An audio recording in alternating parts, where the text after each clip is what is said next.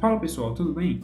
Hoje eu vou falar para vocês sobre os principais e os diferentes tipos de técnicas, para realizar a amostragem dentro da sua propriedade. Então, vamos lá. Tecnicamente, existem dois tipos, que é a amostragem em grade e a amostragem direcionada. Só que cada tipo subdivide em outros dois tipos. Então, no final, tem 4 tipos de amostragem, sendo que é em ponto, em célula, direcionada e zona de manejo. Cada um com suas particularidades, mas eu vou falando de cada uma no decorrer do vídeo. Vou começar com a mais conhecida. Quando se fala em agricultura de precisão, é a primeira que vem na mente, por causa que ela é a mais amplamente aplicável, que é a amostragem em ponto. Ela é a mais difundida por causa que ela traz os melhores resultados. Claro, ela depende da sua capacidade tecnológica, dos seus equipamentos disponíveis para fazer a agricultura de precisão. Basicamente, ela é feita assim: você cria uma grade amostral no mapa, de grade aqui. Depende do tipo de grade, pode ser em colmeia, que nem de abelha, pode ser em triângulos, pode ser em quadrados, pode ser em retângulos. Depende das características da sua propriedade, como o tipo de solo, o relevo que está ali. Com a grade em mãos, você sabe onde que é o ponto para retirar a amostra. Você vai no campo, cria um raio mais ou menos de 5 metros, que é o erro do equipamento que deve estar utilizando, mais ou menos isso, e retira subamostras ali. Em torno de 8, 10 subamostras, mais ou menos. A literatura não deixa isso bem cravado, então vai mais pelo conhecimento que você já tem da sua área.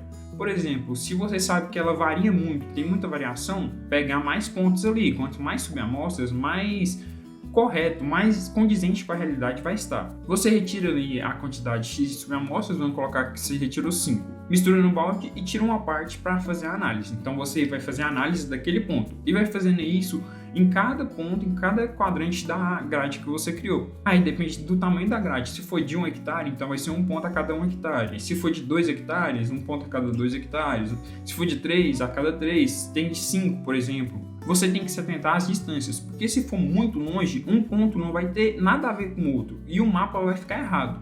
E como o mapa é errado, todo o processo vai estar errado também. Então tem que se atentar a não ser tão distante de um jeito que um ponto não converse com o outro, não tem uma relação. Normalmente a cada 100 metros traz bons resultados. E é normalmente mais utilizado, mais difundido. Mas depende da sua capacidade de investimento também.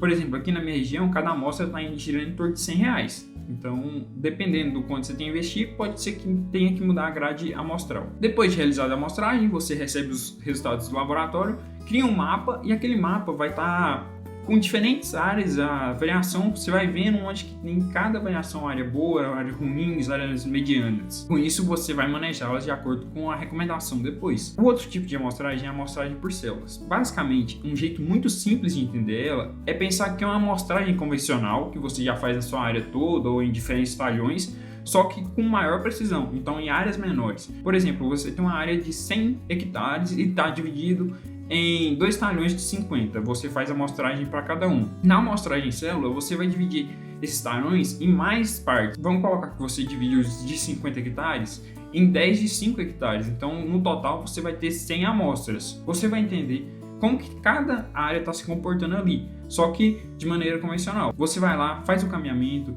faz ali 20 subamostras no hectare, mistura tudo, retira uma. Você vai fazer isso nos 100 pontos de células, nas 100 células. Daí você vai tratar cada célula como se fosse uma área isolada. Em vez de você ter 2 talhões de 50, você vai ter 100 talhões de 5, mais ou menos isso. Cada talhão você vai manejar de uma forma. O lado bom é que você não precisa de equipamento, certo? Um equipamento muito tecnológico. Com regulagens manuais mesmo, você consegue mudar e fazer a adaptação para cada área. O lado ruim é que dentro da área mesmo, daquelas áreas, você não vai saber como que está. Pode ser que uma área esteja metade muito boa e metade muito ruim. Quando você faz a amostragem, vai dar uma área mediana. Só que se fosse por ponto, você ia ver essa variação. Só que para aplicar nessa área com 2 variações, precisaria de um equipamento automático, que faz regulagem automática. Já com a gleba lá de 10 hectares, você não precisa do equipamento automático. Com a regulagem mesmo, você coloca a regulagem lá para aplicar uma taxa mediana, e faz a aplicação ali nos 10 hectares. Esse é o lado bom da amostragem por célula. Outro tipo de amostragem é a amostragem direcionada. Com ela você utiliza outros dados de entradas, por exemplo, um mapa de NDVI, um mapa de condutividade elétrica, um mapa de produtividade, e vê as variações dentro desse mapa. Por exemplo, na área de NDVI, teve uma área aqui que apresentou um índice muito bom e uma área que apresentou um índice muito ruim. Daí você vai querer entender o porquê dessas variações. Então você vai ali na área muito boa, faz a amostragem, vê na área muito ruim, faz a outra amostragem, vê os parâmetros que estão diferentes e maneja cada uma de acordo com os resultados que deram. Você não foi de maneira aleatória no campo e fez a amostragem, você teve um embasamento anterior. E mais ou menos isso que a amostragem direcionada ajuda. Vamos pegar, por exemplo, a área de 100 hectares lá, dividido em dois talhões de 50. Num talhão de 50, o NDVI está constante, sempre 0,8. Vamos colocar 0,8. Então, nele todo está 0,8. Não tem variabilidade. Já na outra de 50, tem manchas de 0,8, 0,6, 0,4, 0,2, 1. Tem que 1 é o máximo, tem negativos que foram onde teve perda, onde plantas morreram, por exemplo, onde não nasceu, germinou. Ali você faz uma amostragem para entender o porquê dessa variabilidade, o porquê das plantas morrerem, o porquê de terem áreas muito boas, áreas muito ruins, com um NDVI 1, outro com 0,4, por exemplo, que teve uma diferença muito alta. Por fim, a amostragem de zona de manejo. Na teoria, ela é muito fácil de se explicar, porém, na prática, ela é mais complexa de se realizar. Por quê? Você precisa de uma entrada de dados volumosa. Não volumosa é de qualidade e quantidade.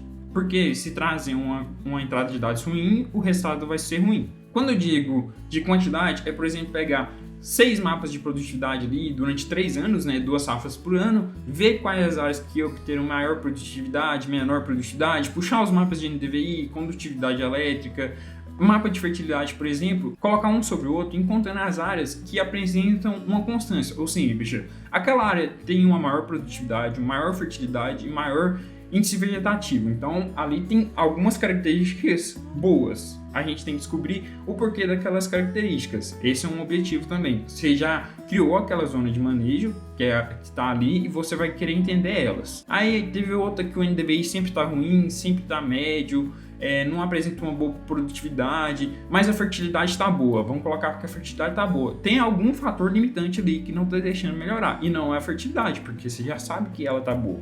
Você quer entender aquela área. Outro objetivo da zona de manejo, da amostragem por zona de manejo, é conseguir encontrar áreas iguais. Por exemplo, tem 2 áreas que são muito boas. Você vai querer manejá-las de maneira correta, porque elas apresentam as mesmas características, os mesmos históricos. Então, ali colocar cultivares iguais para melhorar a produtividade, para extrair o máximo de potencial. Vou dar outro exemplo na área de 100 hectares também.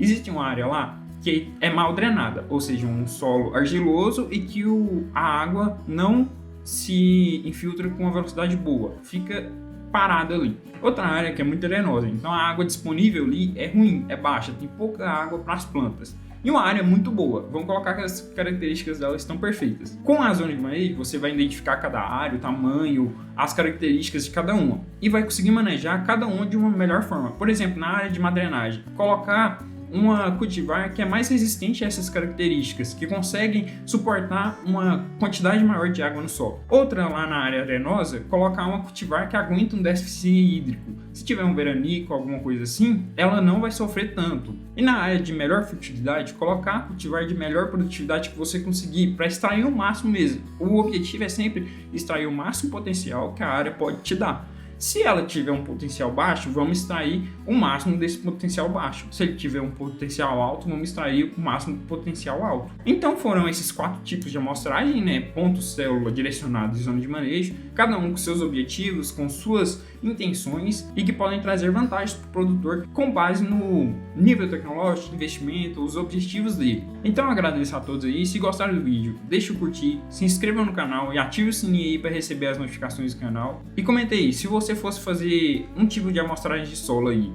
Claro, essas técnicas servem para outros tipos de amostragens também, mas ela é mais voltada para amostragem de solo, porque é o que mais se fala na agricultura de precisão. Se você fosse dono dessa área de 100 hectares que eu dei exemplo aqui no vídeo, qual tipo de amostragem você gostaria de realizar?